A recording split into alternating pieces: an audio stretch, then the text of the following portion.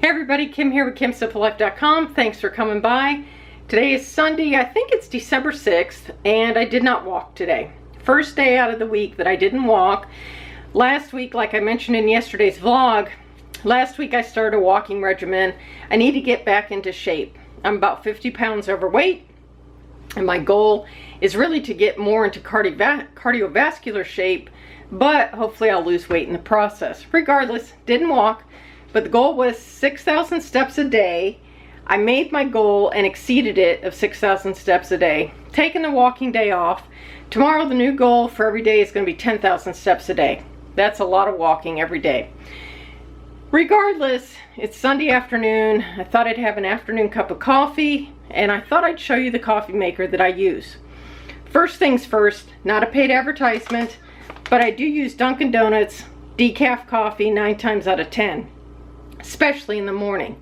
Now in the afternoon, or especially in the afternoon. Now in the morning, I actually mix it with a half a scoop of Dunkin' Donuts regular coffee, and then I do half and half regular and decaf. But the reason we're here today is to talk about the coffee maker. Excuse me. I use a Hamilton Beach scoop. And this is a 1 scoop coffee maker. I like it because it's stainless steel and it matches the kitchen for the most part. Pardon all my vitamins back there. But this is the Hamilton Beach scoop, and it's similar to a Keurig, except you actually put in ground coffee. I've already put my coffee in there, and let me just show you how it works. It comes with its own little filter basket, and then it comes with a little drainer basket. That's just got a little hole in the bottom. You put the little filter basket in. You put your scoop, hence the name, scoop. Put your scoop in with your coffee of your choice. It'll take ground coffee. Now this does not take the Keurig cups. The reason I don't do the Keurig cups is, quite honestly, for me, I think it's more expensive. I think the Keurig cups cost more than me putting in the scoops of my own coffee that I want. Again, I like doing the Dunkin' Donuts, but I just think it costs more. But regardless, so I put in my scoop, and then whatever size cup I'm using, I fill that with water, and I use filtered water. I just pour it in the container there. Oops, you missed that, sorry. Anyway, that gets poured there. Didn't have the camera on that. And there's the little reservoir for the water. And I close the little lid. I put my coffee right under there, or my coffee cup on the little shelf. And I'll tell you, if you have a mug, I can actually flip this shelf over and it'll fit a mug. And I would fill the mug up with the water, put the water in there, because whatever cup you're using, mug,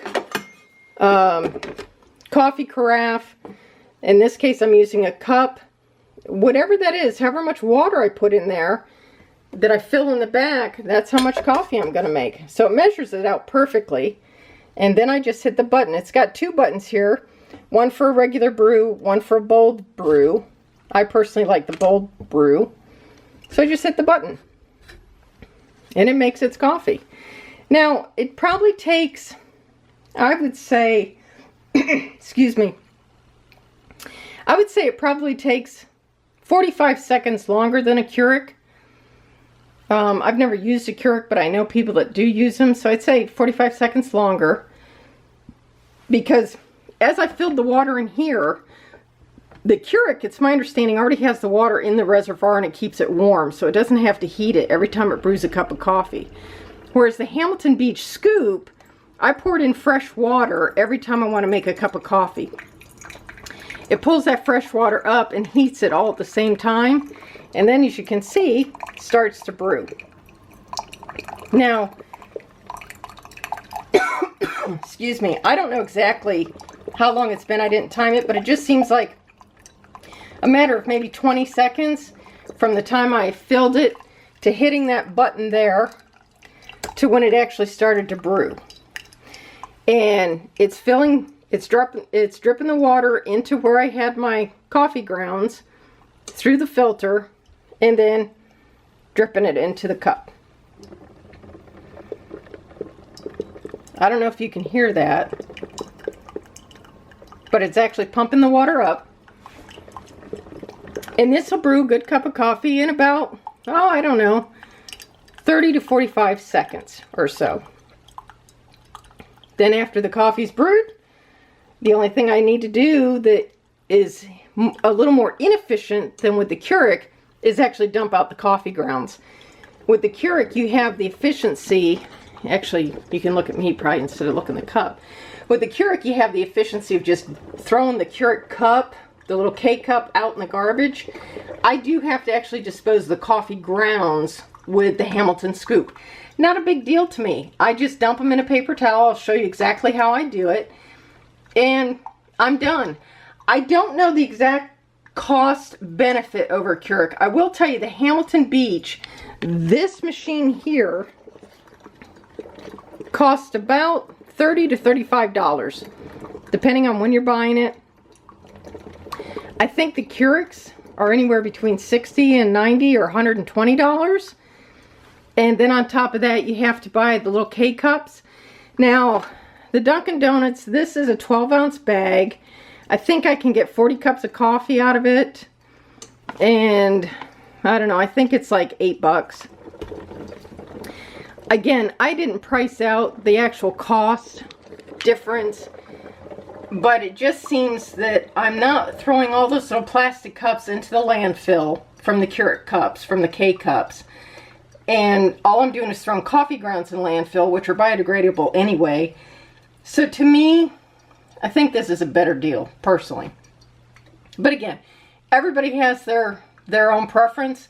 That's why they make different coffee makers, so that everybody's preference can be made, regardless. So anyway, I wanted to walk you through that process real quick today. And the process will be done when that little blue light is off. And I'm just kind of filling up time here because I want to show you what I do with the coffee grounds when I'm all set and done. Because it really is a very simple process. Again, here is the Keurig. It's not a, it's not a huge machine. Here's my hand. So my hand pretty much, and I have very small hands.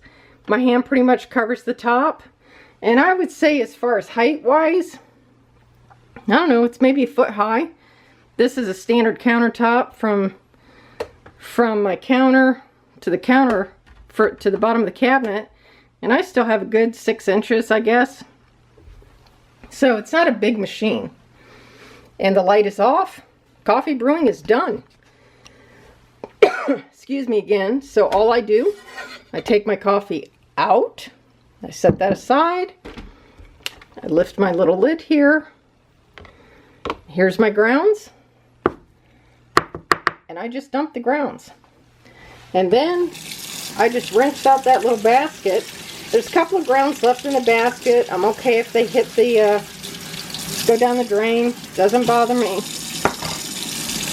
And then I just take the grounds and throw them in the trash.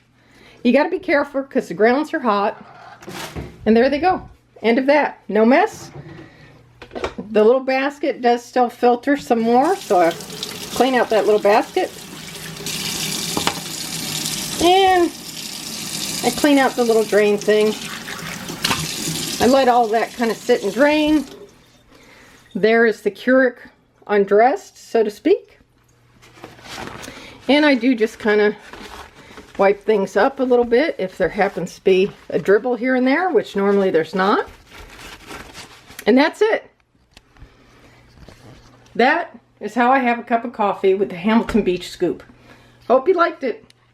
Till next time, folks, thanks for stopping by. Please like, comment, share, and subscribe. This is Kim with KimSimpleLife.com.